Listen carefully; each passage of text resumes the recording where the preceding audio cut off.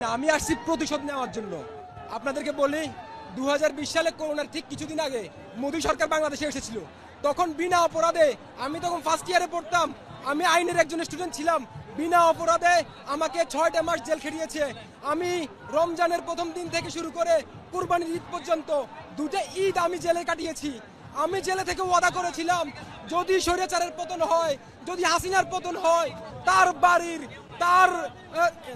তার বাড়ির প্রতিটি ইট আমরা খুলে ফেলবো।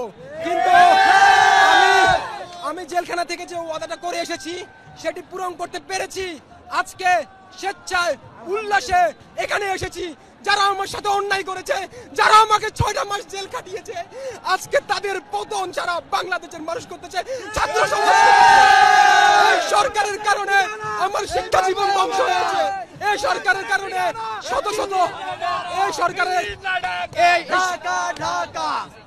সরকারের কারণে শত শত মায়ের বুক খালি হয়েছে। আজকে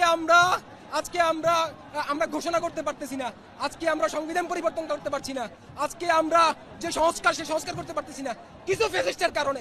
ওই ফ্যাসিস্টরা কারা? ওদেরকে খুঁজে বের করা দরকার।